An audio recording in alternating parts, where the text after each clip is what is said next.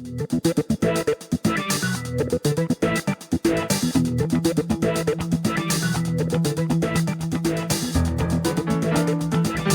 are listening to the SDSU Football Podcast, presented by the East Village Times, with your hosts Andre Hagverdian and Paul Garrison.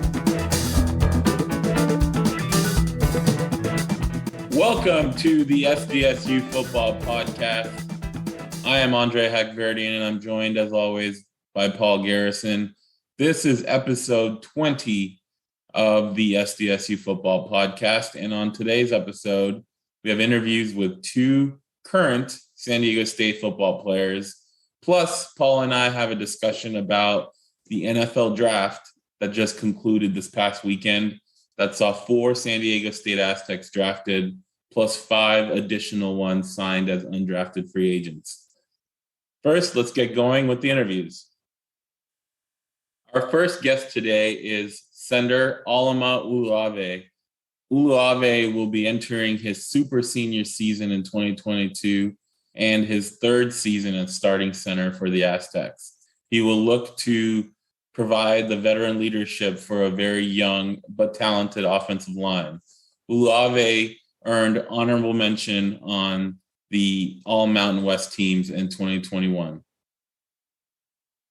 We want to welcome Alama to the SDSU Football Podcast. How are you doing today, man? Doing great. Thank you guys for having me. So you went through a senior season last year. You had a senior day ceremony, but you ended up deciding to return for one more year with the super senior exemption. Can you tell us what went into your decision? Definitely just have unfinished business here. Coming back from my second senior year, I'm hoping that I can get better as a player, as a person, just overall growing. And I want to win a ring. That's really it. Yeah, you talked about the unfinished business. Obviously, you guys had a historic year in San Diego State history anyway, but not winning, the 22nd conference championship. When you look back on the offensive line as a whole, how would you assess your performance? I would say, well, I'm kind of biased, but I would say our O-line was definitely the best in the conference. I would make that argument with Bill, Chris, me, Zach, and Brandon. I thought we had a little good thing going. I thought we were doing good, and I'm excited to see where our guys go this year. Now, you just mentioned a couple of the guys last year. They're looking to get in the draft, man, coming up this week. Give us a little scouting report on some of your former teammates and what can be expected of them when they get in the league. Oh, for sure. Everybody knows Bill. Bill is my freshman roommate. Big dude, big strong dude, funny guy. Loves to have fun, but he's just a mauler on the field. Just turns it on, and he's just one of the best linemen I've ever seen come out of this draft. Zach, he's very, very smart and very athletic. Makes up a lot of his weaknesses are made up with his athleticism, but it's like he doesn't have much weaknesses. He's a pretty sound player, knows his job, and executes it very well. So then turning our attention to this year's team, it's been no secret this is a very young line with you and BCD returning. So how does your mentality change from last year when you had all these veterans to this year where, you got to bring some guys along and really show them the ropes and how to play? It's different in the aspect of I've been playing with Bill and Zach and Chris and all those guys for years, and now I just got to start from scratch, really. And it's not that it's a hard thing because we have talented guys. We have really talented guys in our O-line room, and they're coming along really well. They're just they're young, so we're just teaching them the Aztec way, and we're just ready to roll. So that's really all it takes. The main difference really would just be age and experience, but that'll come with time. We had Coach Goff on the podcast earlier. He just raved about you, man. He said, I don't know if you heard his comments, but he said that you almost can't put a price on. And then he corrected himself. He said, well, actually, you can put a price on it. If having him come back, it's a very high price. He said, because you're someone who knows what everybody is doing, where everybody is supposed to be, and you're able to kind of be that anchor for it. When you hear such high praise from not just your line coach, but one of the most respected people in the industry, former player, etc., Just what's your response and reaction to that? I remember seeing that somewhere. I was really honored. It was really cool for him to say that. I appreciate him saying that. He's Coach Goff's a really great man, and I respect him. I respect the hell out of him. He's really pushed me. He's made me a better player, and I'm happy he's here. I'm happy he's helping me further along my collegiate career, and I'm happy he's here. Just to kind of expound on Coach Goff, obviously we talked about how young the next group of offensive linemen are.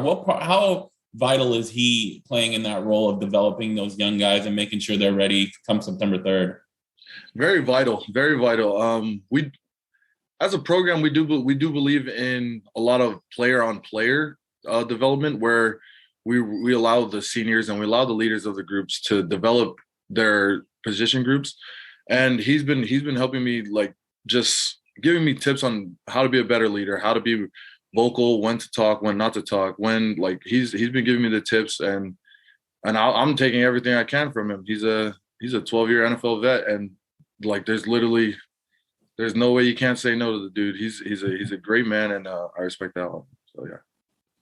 Now, as the center, can you talk about kind of what your role is, whether it's helping set up protections, or is that something the quarterback kind of takes care of? How do you guys divide that role? Well, the number one thing I wanted when I came back was to have more responsibility. I talked to Coach Hoke about this. I told him I really wanted to take on more of a role as a center, as an offensive lineman. I know there's not much of like what would you say, like, schematic thing where you can just pull the center and just, like, make touchdowns. But I told him I'll take on all the responsibility I can. You give me. I'm ready to go. I'm ready to rock and roll. And for our offense specifically, I would say the center is a pretty good role, a pretty, like, important role. I just make calls. I'm reading defenses, making calls, communicating to the QBs and RBs. Okay, but going a little bit further with that, man, because, taking on that responsibility, man, I think it's huge for the Aztecs in this upcoming year. In 2018, when you first arrived on campus, that was the last time that the Aztecs offensive line was so young. Mm-hmm. And it was also the last time where they didn't win double digits. There was that continuity, lots of talent. A lot of those guys went on to play in the league. A lot of those guys went on to play in different places, but it wasn't the same smash mouth, moving people, laying, as the game wears on, wearing them down, etc. Is there anything that you can learn from that 2018 team and bring it to bear here to be that extra leader and the responsibility that you were just talking about? Yeah, definitely. One thing that Coach Hall actually brings up the 2018 team a lot to us. He talks about the talent. There was a lot of talent on that team, left on that team, and really the only thing that we could blame was ourselves. We didn't go into practice every day with the energy that we needed. And things fell apart. But it's a good thing that it happened back then as a freshman, and I see it then, and now I come into my senior year thinking I'm not going to let this happen to this team. I'm not going to let us get comfortable. It's just something I don't want to repeat in my life. I don't want to go through. I'm not trying to put in, because I put in so much work to just lose. It's not a good feeling. No doubt. So offering some specifics on that, man, what are your priorities here going into the off season and then to set up everything for fall camp? One of my priorities is definitely getting stronger, getting faster. That comes with just training hard again and perfecting my technique. Getting my hands tighter in the run game is really something I've been focusing on. Just trying to finish blocks, get guys on the ground, and smash them out Aztec football. So you obviously have a new set of quarterbacks this year, at least for the starters. What kind of bond have you built with Braxton Burmeister through spring camp and then, moving on towards the fall? Braxton's a little social bug in the locker room. He's a talkative guy. It may not seem like it, but he's actually pretty talkative, which is pretty fun. That's a good way to get to know him. He's super chill. Will, I've known for almost a year and a half now, I would say. He came in July, I believe. He's a very athletic and very talented QB. Both dudes are very good, and I'm excited for how they perform this year. Now, speaking of athleticism, in high school, you did a lot. You played basketball, you played baseball. You were a shot put and discus champion, apparently. Is that right? That's so funny. Yeah, I was just talking to my friends about that. Yeah. So how are you able to be so multi-talented across so many different things? That's all that goes to my parents. They've put me in sports since I was a young age, and I just fell in love with it. I love all sports. I played pretty much everything. And I just really wanted to do it in high school, and I was fortunate enough to do so. So yeah. What position did you play in baseball? I played every single position. I was an outfield. I pitched. I played first base, every base, pretty much. I played a good amount of everything. Nice. And so last year, preseason, you were on the Polynesian Player of the Year award watch list. I believe are you from Tonga and Fiji? Is that your background? That's my family's ethnicity. Yeah, we're Tongan and Fijian. Yeah. So what can you tell us about that heritage and how proud you were to be named on that list heading into last season? It was a big honor for me. I got to play in the Polynesian Football Hall of Fame game in high school, so I was really fortunate to experience that and made the connections that I have over there, and also that is the Hall of Fame is like stationed in Hawaii. It's the Hall of Fame, like where you walk through and everything, is in my hometown. So I'm pretty fortunate to go hear and learn all about that stuff, and I'm happy. I'm hopefully we'll do it again next year. So we'll see. We talked about your former teammates from last year going on and potentially being drafted. Is that something you're thinking about for next year? Definitely. That's my dream, and I'm gonna work for it. So yeah. I think I have one more football related question, man. You're one of the old dudes on campus now, who's crazy. Who knows what it's like to actually play a game in San Diego. And I saw on Andre calls it research, I call it stalking you on social media. Saw you went in as a fan to watch the Chargers Chiefs game. You obviously played at Qualcomm, and then of course just recently you got to go view the construction at Snapdragon. So just kind of coming full circle back to San Diego. What are you thinking about all that? I literally think about that all the time. That was my first NFL game, and I think it was the Chargers playing the Chiefs, and winner goes to the playoffs. And the Chiefs missed the game-winning field goal, and the Chargers win in overtime. And so that was my first NFL game. Craziest thing I've ever seen. Matt Titel, who's from my hometown, went to my high school. We were watching him, supporting him. It was really cool to see Hawaii boys go out and show like how we can make it. And so like it's really been an inspiration, and just the fact that I got to play in that stadium as well, and then seeing it get knocked down was kind of sad, but then just knowing that Aztec football is going to have its own home in Snapdragon Stadium it's really exciting. For I've only been in the construction once, and it wasn't recent. So tell me, I mean, what is it that you think game day experience on September 3rd is going to be like? Oh, there's no words that can describe September 3rd. It's going to be jumping. The fact that we enter the field from the 50-yard line and fans are looking right at us while we're running onto the field, that's just crazy. I don't think I've ever experienced anything like that there. So I'm excited to do it. Did that play a factor in also deciding to come back for one more year? I would say yeah, but not as big as some other things, but definitely yeah. Oh man, that was solid. You ready for some rapid fire non-football related questions? Gotcha. Shoot them. Let's do it, man. What's your favorite food? Hawaiian food. Oh, come on. Help us. Families and bees. Families and bees all day. How do you like your spam? A little bit burnt around the edges.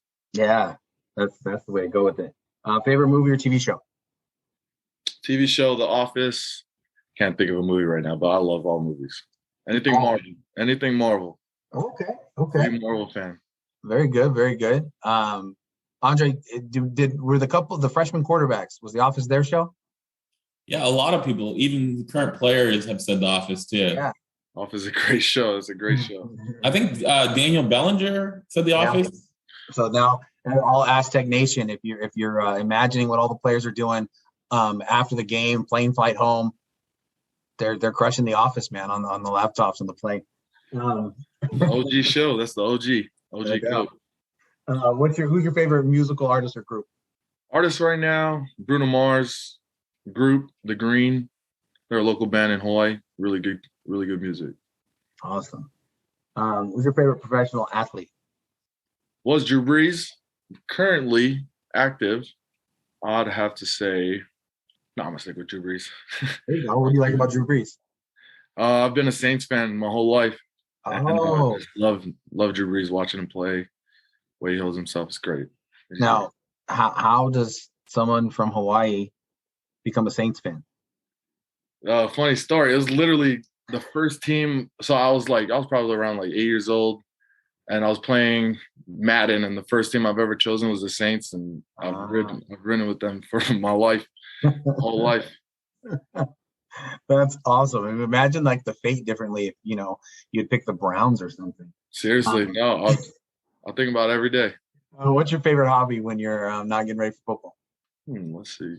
I definitely enjoy spending time with my friends, just kicking it. Don't have to do nothing, just hanging out, chilling.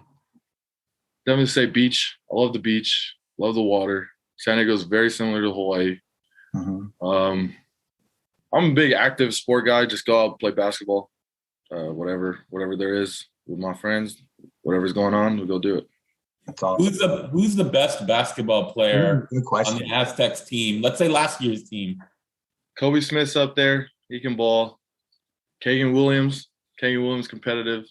Brandon Crenshaw Dixon's not bad. BCD, Okay. He's not bad. He's pretty good. I'll stick with those two for now. I don't think I've seen a lot of people play, but I've seen enough. I've seen enough to see. Yeah. Is there a game that you all play in addition to football a little bit more than others?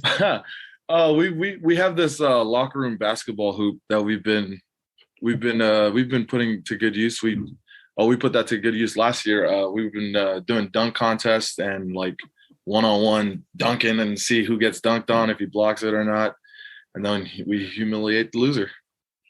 Sounds perfect. Great job, man. For sure. Well, Alama, we want to thank you so much for taking the time to join us on the podcast. Looking forward to seeing you guys run out there from the 50-yard line on September 3rd and seeing how the new look offensive line does in the fall. Yes, sir. I appreciate it. Thank you guys so much for having me. Our second guest today is weak side linebacker Michael Shawcroft. Shawcroft, a local kid from Helix High School, had his best season as an Aztec in 2021 when he collected 55 total tackles, 6.5 tackles for loss, 3 sacks, 2 forced fumbles, and an interception. We want to welcome Michael to the SDSU Football Podcast. How are you doing today, Michael? I'm good. How are you guys? We're doing pretty good. Good to have you on the podcast. It's good to be here. You're a hometown kid from Helix High School. You're entering your senior season. 3 of your teammates last year who were from San Diego ended up being named All-Americans. How awesome was that to see that unfold over the course of the season? It's really cool for any of our teammates to get the recognition that they deserve, but I think to be able to do it in front of your hometown with your family behind you at every game, even though, for 2 years it wasn't really necessarily in our hometown, but having that name across your chest that says where you're from and where you're born, I think is something that's really special. Can you tell us about your connection to Team Makazi and how you've seen that program grow over the years? I started when I was a sophomore in high school, when I was making my transition from D-line to linebacker, actually. And when I first joined, it was just workouts. We were just going out there on the field, doing some field work to work out. I was on the first team that ended up having a travel 7-on-7 team. And to see what they've come now and, to just being more to actually taking all these visits and getting the exposure that all these kids in San Diego deserve is it's really something special to see. There's been stuff on social media of you going back and addressing them. What has been your message to a lot of these kids who are trying to follow in your footsteps? I think the one thing that I always say is that one, you can't rush it. Sometimes it's a process. Sometimes your only offer may come, late in your senior year. You might have to walk on somewhere. But at the end of the day, as long as you get to play football at the next level, as long as your grades are right, and as long as you're a good kid, good things will happen to you. So just keep pushing and don't get in your own head. Just keep working. If you know you're good, you're going to be good, and it'll work out for you. The last couple of years, man, you've been splitting time with Sagan, Alubi, Andrew Alecki. Are you approaching this season any different with those guys going somewhere else and going on to the professional ranks? I have obviously utmost respect for all of them. Both of them are great players. I came in with Kiava, being behind Kiava, just watching him and learning from him. And, I've learned from everybody before me. I think going into the season, my approach is the same as it is every year, whether I'm splitting reps or whether I'm, playing every rep. I don't think it really matters. You got to go in with the right mentality. You got to tell yourself that you're the best player on the field at all times, that you can do anything. And I don't think that's ever changed for me. Now, whether, my role changes on the team or not, that's not up to me. That'll be up to coach, and I'm just going to do whatever I can. So then when you committed to San Diego State, was there any idea of like opening a new stadium? And what are your personal thoughts about being able to be in that team that's going to open up Snapdragon? No, honestly, I had no idea. I didn't even know we were going to, be up in LA. I had no idea. I was just coming to San Diego State because I loved it. I love the culture here. Being able to be a part of that first team that opens it up in your hometown, having your family there, having all your friends there, I can't even wait. I don't even think I can imagine the feeling until I actually experience it. It's something that's just, I think it'll hit me when I'm actually out there, first game of the year and all the fans are there. I'm so excited for it. Because you are a local, obviously the new stadium means a lot to the team and to the players, but it also means a lot to the local community. What do you think that stadium is going to mean to the city just on its own? I think, I have a lot of experiences. You just go around to get some groceries and, if you're wearing, a San Diego State Aztec football shirt, whatever, you got people coming up to you saying, congrats on that good season. I wish I could have made it to more games. I just couldn't make the drive, stuff like that.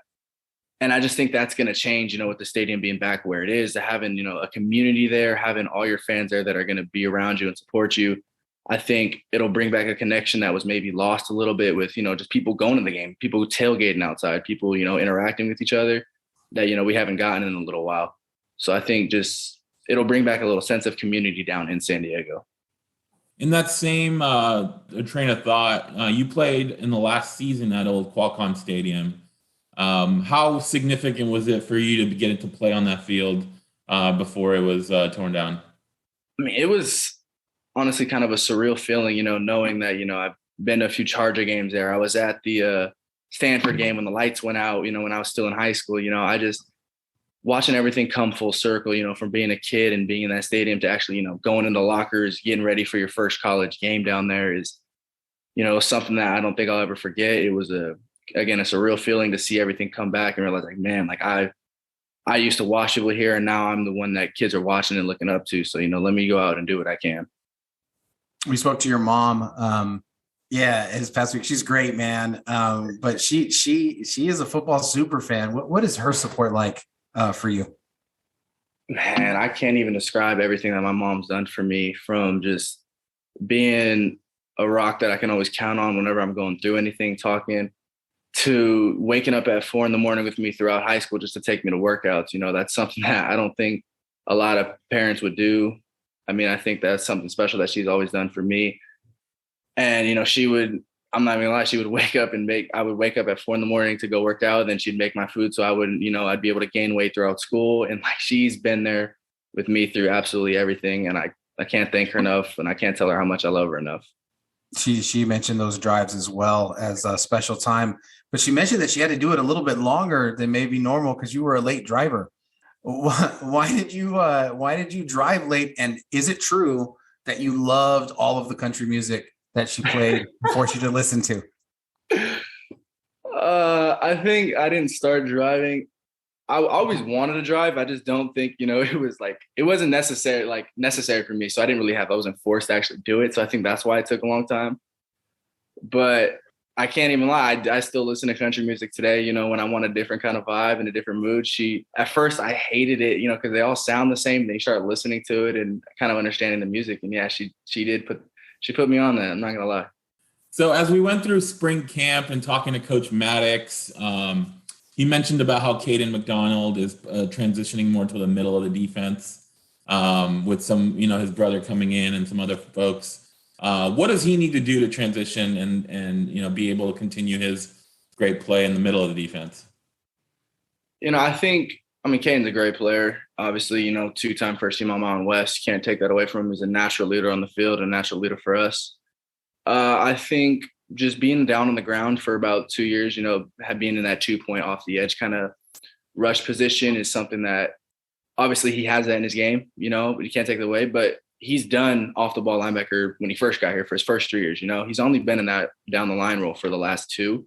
So I think as long as he just continues to work at it, continues to play, it's not like he's really learning anything new. It's just about getting the kinks out and working, through, kind of that new position change a little bit. But by the time probably, at the end of spring ball, he was perfectly fine. I think by the time we get to fall camp and in the first game of the year, he'll still have the same production he did last year. And, we can honestly do more now that you can bring him off, put him on the edge, move people around. I think it'll be an exciting year for us.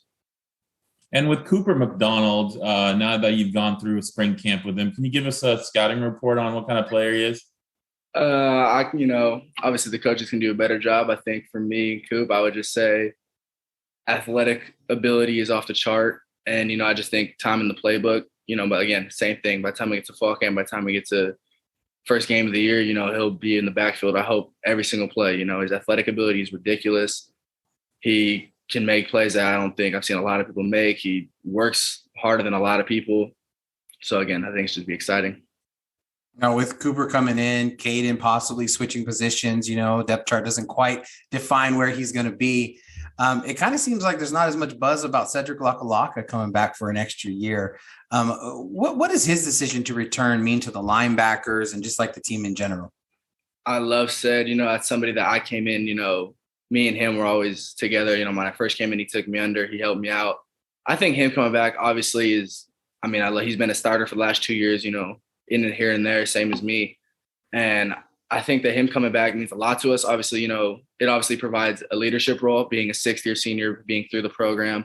It provides a more depth, whether, there's any of us could start on any given day. Any of us can get hurt on any given day. And I think that's something that, you need as a linebacker unit, especially as depth.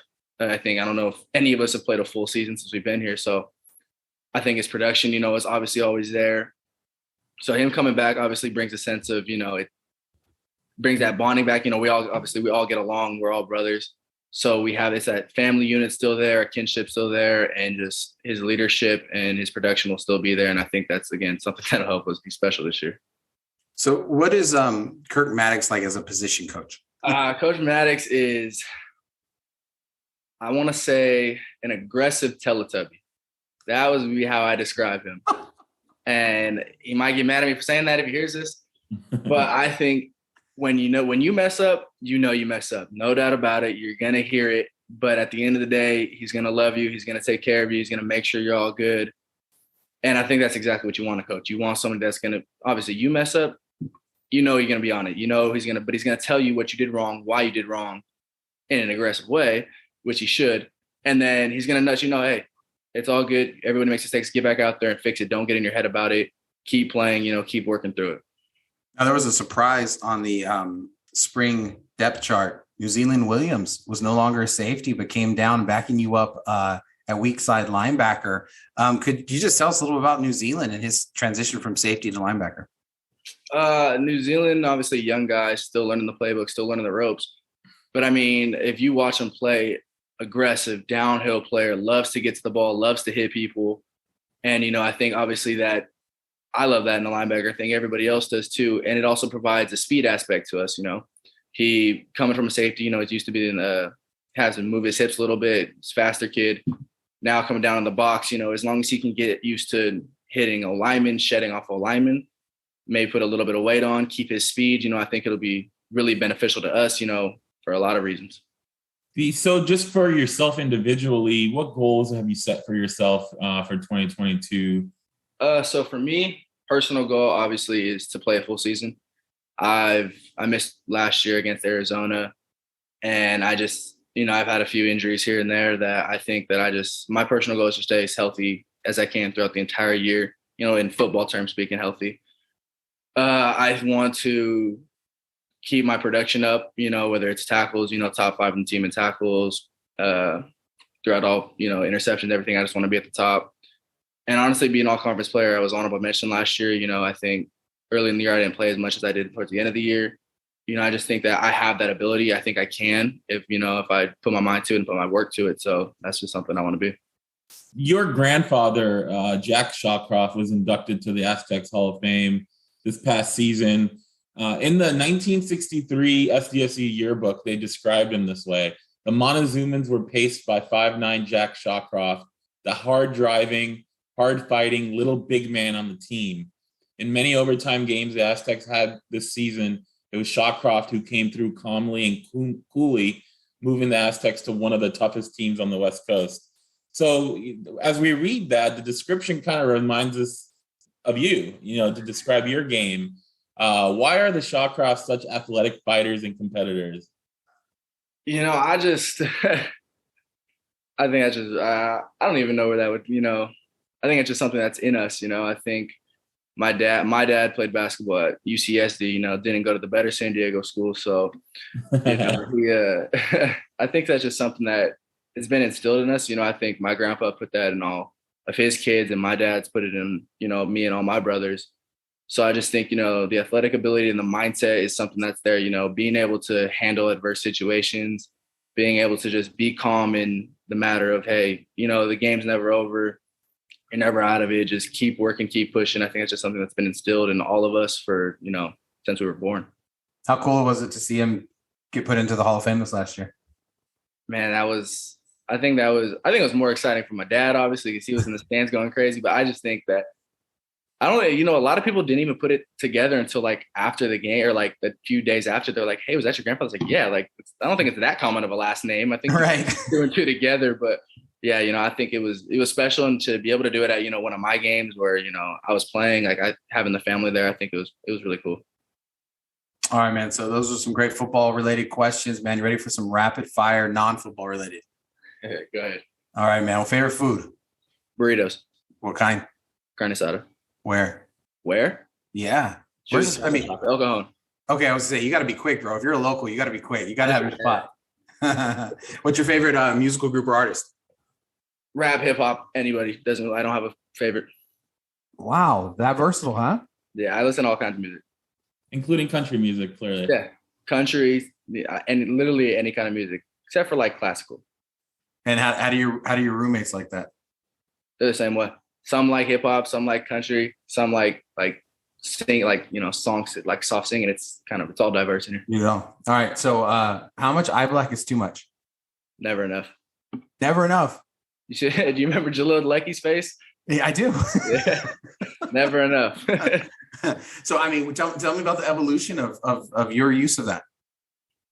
Honestly, I just never really used it because it used to bother me. It would like scrunch my face, and then after a while, I think it was Towson when I first did it. One of the games, it was sunny, and I was like, let me throw it on there. Then I threw it on there, and I just kind of felt like, let me just keep it going. That was perfect. It's a good look, man. Who's your favorite athlete? LeBron James. First one that came dead. And what is it about Bron's game that you admire?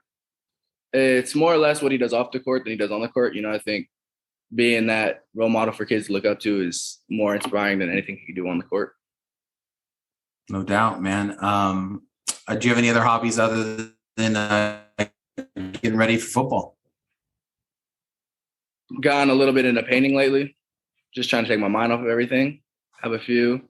And just cooking, same thing. Listen to music while you cook. Kind of takes your mind away from everything for a little bit. No, that's awesome. What I guess genre of painting? It's like kind of like scenery, but like cartoon. I don't even know what you'd call it. Like cartoon scenery, kind of things. Like it's not like realistic, but it's like it's there. Very cool. Very cool. How long have you been doing that? Kind of just started like this year, earlier this year. Michael, we want to thank you for hopping on the podcast. We had a great time chatting with you. Look forward to seeing you out there at the new stadium in the fall. Thank you. It was great being here, man. Appreciate you guys. Paul, we had interviews with 2 senior football players, Alama Uluave, center, and Michael Shawcroft, linebacker. What were the main takeaways you had from these interviews? Well, with Alama, I think that when I would bring up the question about 2018, and if sometimes you see these patterns, but you're like, are they fair? Are you just making it up? Are you looking into it too far? For him to acknowledge that, Coach Hall, beg your pardon, it still speaks about that team. That is still a big motivating factor for the team. I think it bodes well that history won't repeat itself.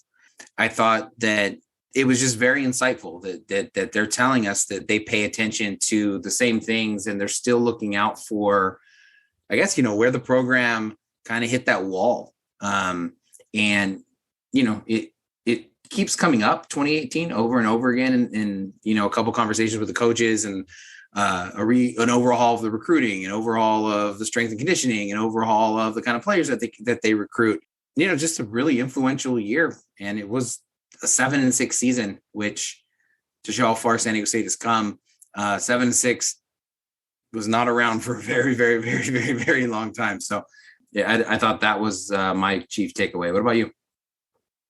I liked how he talked about the reason he decided to come back was, unfinished business. He wants a ring. I think a lot of these seniors that decided to come back, that was definitely a big selling point after not winning the conference championship last year. And then the fashion that happened, I think, left a bitter taste in everybody's mouths. I also like the fact he was talking about how at San Diego State, the coaches let the seniors kind of do the player. It's like he called it a player-on-player development, about how they allow the seniors to lead and develop their position groups. That's not something that's, common across, the country, but it is at San Diego State. So I like the fact that the coaches let their leaders and their seniors kind of help develop, because with the offensive line, we've been talking about it all spring. Ever since probably the Frisco Bowl is about how young they are and how they're going to need that development. And it's not just going to come from Coach Goff. It's going to come from Alama and BCD, really mainly those two guys. Yeah, and I think you really saw that a lot in the Shawcroft interview, because we were asking him about older players, and he's like, the coaches, they could give you a fuller account of who these players are. And, he said some nice things about those players, gave some good insight. But then we asked him about New Zealand Williams, and it flipped. And he became that mentor that Uluave was talking about. And so I think you can really see that culture, that these older guys do absolutely take the younger guys under their wings. And, speaking of Shawcroft, I think that what better ambassador for the program could you want, talking about what it means to be an SDSU Aztec in the city of San Diego, for him to talk about how cool it was that he got to play at Jack Murphy Stadium, that he was thinking about. And he starts, the games, the Charger games. He was there at the blackout game in the stands. And so he starts going through some of that history, and that he got to play there. And now the kids were idolizing and looking at him. And then, of course, being able to talk about, the recognition that the high school players in the area deserve, et cetera. Kind of throwing a little shade at his dad, saying that he went to the other San Diego college, the not so good one. And so I bet I also went to. Yeah, we were going to mention that, but but I mean, I again, it's exactly what you want from the best players in San Diego. And, Michael could have went to any Ivy League school that he wanted. He's that kind of scholar, and he wanted to be an Aztec, and he, wanted to play in San Diego, and he gets to kind of bookend it, right? Begin his career at Qualcomm, and now he's going to move it to Snapdragon. And so I think that was very evident from the conversation that we had with him. I got my undergrad degree at UCSD, but I got my grad degree at San Diego State. So I'm well-rounded in that respect. Well, no, see, and that's the whole thing. See, that's the whole thing. I'm gonna forget the guy's name. A wide receiver that came to San Diego State a few years ago. He was his last name's Butler, and Bryce Butler. Yeah, he was a USC guy, and I asked him after he graduated, what school is he going to announce when he goes to Monday Night Football, or they're announcing the beginning of the game, and Bryce Butler And he says, it's your last school. So if you got your master's degree at San Diego State, bro, that's your last school. Yeah. Yeah. So yeah. So you that's what you get to do. You get to say, like, I went to San Diego State. I liked Michael was talking about, when we asked him about the stadium, about how when he goes grocery shopping, fans see him wearing, San Diego State gear, or might just recognize him. And they're like, oh, it was we weren't able to drive up to LA to go watch the games, but he was talking about how now they can, and they can rebuild that connection with the fans in the city that they may have lost a little bit in the last 2 years. But I thought the highlight of that episode of his interview was describing Kurt Maddox as an aggressive Teletubby. I didn't want to repeat it. That I had to go back and listen, and I'm like, is that really what he said? And I was like, I listened to it, and he's like, yep, aggressive Teletubby. And we know Coach Maddox is going to hear it. So I thought that was a podcast first for sure. The word Teletubby used. I think that's got to be a universal first. I mean, what the hell is an aggressive Teletubby? I mean, that's a frightening proposition. I mean, Oh my goodness. I think Jerry Falwell might be the only person on earth who would be afraid of an aggressive Teletubby, if you get the old political joke. But yeah, it also made me think of, I'm not sure if it was during our podcast interview with Coach Maddox, or it might have been during a press conference during the beginning of spring camp, when he was talking about Michael Shawcroft, about how Michael will sometimes challenge him on something he says in practice or in the film room. And Coach Maddox would be like, yeah, Michael, you're right. So I think there's a nice camaraderie, back and forth that's built between those two guys in that. So I think there's a lot of tongue in cheek involved in that comment, but it was definitely something I'll remember. No question. And we'll have to ask Coach Maddox about his thoughts later on. And then I guess the last thing for me on that interview, kind of foreshadowing a little bit, because the episode that's going to come out after this one is going to be a special Mother's Day episode that you're not going to want to miss. But a little bit of a commercial. Michael's mom, Liz, was one of the people that we interviewed for that. And she was terrific, but she mentioned tailgating and wanting to tailgate. And then Michael mentioned that as well as one of the things that people didn't get to do in Carson as much, and things of that nature, and how that's going to create community back in San Diego. And so again, it's just another insight into what it was like to be raised in that household with, coming from a family who has a basketball player who used to play at San Diego State, got into the Hall of Fame this past year during one of Michael's games, which is pretty neat. That's kind of always the hope. And you see the legacy of, how good the Aztecs have been the past 10 years, because he was able to go to the games, have a great time, and then imagine and envision himself playing there. And now here he is as a senior, and all of that stuff is internalized. And he is, again, a tremendous ambassador to everything that San Diego State would hope to be inside of the San Diego football community.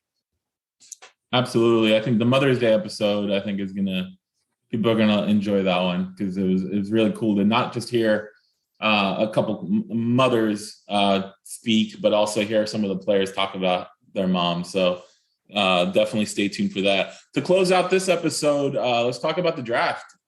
Yeah. We had 4 Aztecs drafted and 5 signed as undrafted free agents. What were your thoughts? You think it went how you thought it would go, or what surprised you too? Anything in the NFL, nothing surprises you, right? I mean, you just can't be surprised. If you're surprised about the NFL, you're not paying attention.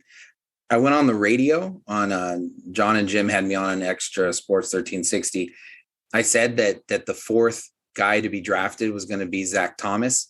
And so I was nervously watching that to see if my prediction would come true. So I was pretty happy being able to say that. And he was the 4th one. I think the biggest thing that I was just what I saw was how much of, what's the right word? How conservative the NFL is. Matt Araiza is a punter. He has tons of notoriety. They don't want to bring that into their places, right? Like not everyone wants a circus for their punter. And Araiza is going to be the story wherever he goes. I think also the other punters that they took are more traditional. They were trying to be NFL punters in college, whereas Araiza was trying to take advantage of the fact that he has a bigger leg, that the return guys aren't as skilled, that he's left-footed, and all of those things. And he turned into this phenom, right? And obviously, I would argue that he's probably not drafted if he doesn't do that. Yet they're going to pick two punters in front of him that don't have as big of a leg, that aren't as good of athletes, that probably don't offer as much, but because they're going to be able to go into the offseason and be quiet, and they're not going to draw attention. Their games are already tailored to what the NFL says you have to do, and you can't deviate because this is what good punters have always done, and will never deviate, and will never have creativity, and will never do anything different. They get drafted higher. And so I think it was just another interesting message that comes across again and again, which is the NFL has types. They have players that you have to look a certain way, you have to be a certain way. And if you can fit these boxes, you're going to get a shot in the NFL. And if you don't fit those boxes, you're going to have a hard time. I can't say I was shocked that Matt wasn't the first punter drafted. I think I was a lot more surprised that there was two. And there was such a big gap between the first punter went mid to late fourth round, and then the second one went towards the end of the fourth round. And then no punters in the fifth, and then Matt on the first pick of the sixth round. So yeah, I saw a few. Obviously, you mentioned the whole left-footed thing. You mentioned too strong of a leg, maybe not enough hang time. Those are things Matt talked to us and has mentioned that he's worked on. I saw something on social media. I don't know if it was a tweet or maybe a podcast interview I listened to about someone talking about how he was never a field goal holder, and NFL teams want their punter to be a holder. Well, Matt also was the place kicker, so you can't be the kicker and the holder for your field goals, right? So that's not him. Right. That's definitely something that can be worked on in the off-season in prep. So I don't put too much, stock in that. So otherwise, I think what you're talking about the hoopla around a punter, maybe that has something to do with it. We won't know because the GMs aren't going to tell us. Right. Other than saying that the two punters that they picked, they felt like were better for their teams. And, one of them is one of my teams. So I was a little disappointed to see them take a punter and not have it be Matt. But, hopefully the Georgia punter has a great career and I won't have to think about it too much longer. Yeah. And then I would say that with the other players, I think that there was a very good, just very good lessons on how important the pre-draft process is. As much as people want to talk about, the tape doesn't lie. Well, Daniel Bellinger's tape didn't change. Neither did Zach Thomas's, neither did Will Dunkel's, and neither did Cameron Thomas. And yet, because of what happened in the pre-draft lead up, their stock changed. And, there's a reason why these athletes go and spend all this money or get it fronted by their agents to have all of this prep, because it matters. And Cameron Thomas was not able to show, like his brother did, that he's an elite athlete. He wasn't able to do that. And when you can't show that you're an elite athlete and you're known as a guy who hustles a lot, sometimes that can actually be a knock on you. Daniel Bellinger, on the other hand, known as the same hustle guy, and in fact, I think people at the very beginning didn't even think that he was a great athlete.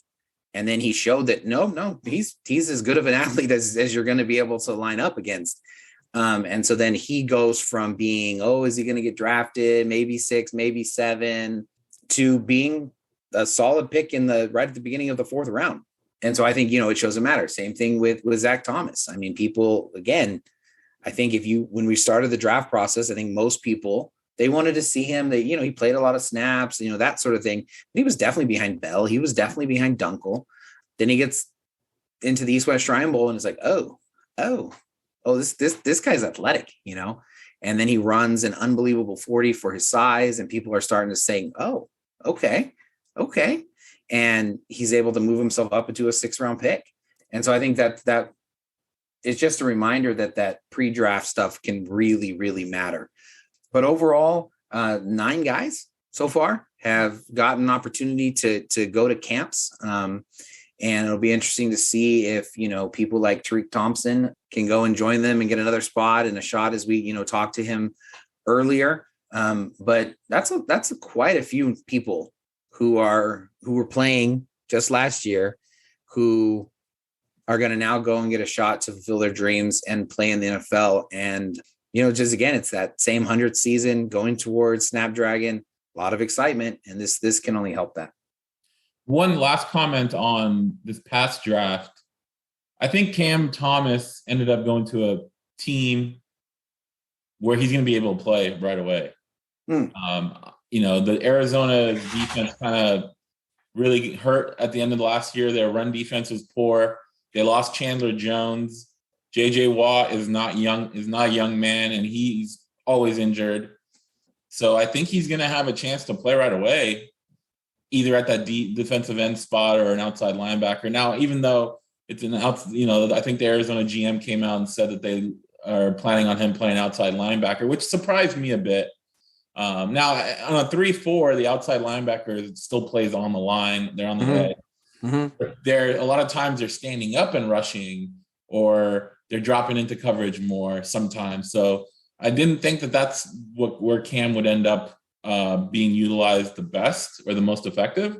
But things can change, obviously, so we can see moving forward. But I think he ended up on a team where, week 1, he can be out there as a starter. Yeah. And I years ago, I think a very similar change happened here in San Diego when they drafted Sean Merriman. And I think at Maryland, he had his hand in the ground. He was a defensive end. It's interesting because, not knowing Arizona incredibly well, he's going to have to bulk up if he's going to play defensive end in a 3-4. And so I think that with the clip, of when that we put out, that Coach Maddox was showing how much he ran and how athletic he was and things like that, maybe they're going to see that they could strike gold, because if it's true that he can work out and be an outside linebacker, set the edge, and be an elite pass rusher, the Cardinals got to steal, because you don't get guys like that size to play outside linebacker in a 3-4 in the 3rd round. That just doesn't happen. Last question. Looking ahead to 2023 draft, how many Aztecs and who gets drafted? I love all of these questions that are like way ahead of time. How many or who? I thought about this yesterday. So you cheated. Okay. Okay. No, that's okay. That's a great question. I think Patrick Mcmorris would immediately be the first person that you would is probably the highest on any draft board today. I think he has a really good shot because he's got everything. I think Tyrell Shavers has a really good shot because he just has that elite size. I think Jesse Matthews, he's going to have to find somebody who loves him. He's going to have to find somebody who just realizes that he might have some of the best hands in the whole world. And that's going to translate no matter what field he's on. But he's going to have a hard time there. Alama Uluave, I think that centers who are as smart as he is, big, strong, I think he's got a really good shot at being able to be drafted. I think that there's some outside shots for Keyshawn Banks. I don't think that he's quite done enough in his career to kind of warrant that. Caden McDonald, I think is got a good shot. He's going to have to show, I think, a little bit more of a game changer to really get onto that radar and really have those, people be paying a lot of attention there. I would need to look at the eligibility. I don't know where Mark Bredman is at in this, but whenever he gets an opportunity to go, he just has elite size. And I don't know if he's 3 years removed from high school or not, but he has elite size and he's fast, and so he's always going to get looks because he fits that box that they're looking for. Anybody else that would jump out to me? Jonah. I think it's just Jonah. I think Justice has a better chance of being in the NFL. Yeah. He's bigger. It's the same thing. I mean, how many 6 foot, 300-pound defensive linemen are running around the NFL? There's a decent amount. There are 6 foot 300. I would say, yeah, 6 foot ish. Yeah. Ish. But Tavai, his brother is just as big, but he's 6'2", 6'3". So yeah, same kind of thing. It's just will he fit the mold enough to be able to get on the field to allow him to do what he did? I think Donnell Pumphrey is probably the perfect example of this. He never got the opportunity to just be a tailback. Like, he never got the opportunity to just say, okay, fine, listen, it's not working out that you fit the mold of a Darren Sproles. So we're just going to give you the ball and we're going to see if you can beat out the other guys that are there. He never got that opportunity because they decided ahead of time that guys his size in the NFL can't do that. Yeah. Well, that's also what they said about guys in college too. And he wasn't just anybody in college. You know what I mean? He carried the ball, but he just never got the opportunity because he just doesn't fit the mold. I think that the probably the worst thing about experts is experts are wildly self-justifying. So they know that a back that can't be, and you know how they'll prove it? They'll never give him a shot. And then look, I was right. He couldn't do it. Yeah. My initial thoughts was that there will be 2 people, Mcmorris and Jesse Matthews, getting drafted next year. Okay. I looked a few folks put out their big boards for 2023 already. The only Aztec that I saw on any big boards was Jesse Matthews, and he was a 66th wide receiver. Not the 66th player overall, the 66th wide receiver. Wide receiver, yeah. But I would think if we went back to this period, 2021, we wouldn't see probably 9 Aztecs in the NFL, or at least 4 getting drafted, because so many. Maybe Cameron Thomas was on the radar, right? But he was also only going to be a junior, right? Most NFL guys probably weren't even thinking about him coming out this year, right? Completely. So a lot can change, and I think a lot of those defensive guys in the front 6 you mentioned are going to have opportunities to elevate themselves in that draft stock, just like Zach Thomas did and Dunkel did, and obviously Matt Ariza with his season. So, but yeah, I think Mcmorris and Jesse Matthews were the 2 guys where I said I expect them to be drafted, assuming they do come out, because technically they could have one more, super senior season if they wanted to. So, but that was my conclusion. My really, really, really early conclusion was 2 guys getting drafted next year. And I think that would continue, a good run that they've had of players getting drafted. But yeah, I think that the one other guy I would throw out there that we should mention is Braxton Burmeister. Yeah. And if he's healthy, he's going to run into the same kind of stuff. Is he tall enough? Is he big enough? Can he make all the throws? He's going to run into that on the NFL level. He's a guy that can make all the throws. And he's a guy that if he can stay healthy, could have a really, really big year for the Aztecs. And so that would be one other guy that I failed to mention that I should have mentioned. Yeah, no, that's a good call out. I mean, we'll see. A lot of those guys depend on what kind of seasons they have, obviously. Mm-hmm. So we'll have to revisit this discussion after the end of the season and see. I don't want to do that, man. I think I think I'm safe though. I think I named like everybody. You named a lot of people. You know what I mean? So it's, I told you, look what I did. I'm an expert. All right. That's going to do it for us. Thank you guys for joining us. Hopefully you enjoyed the interviews and our discussion about the draft, and we'll talk to you guys next time. You are listening to the SDSU Football Podcast, presented by the East Village Times, with your hosts Andre Hagverdian and Paul Garrison.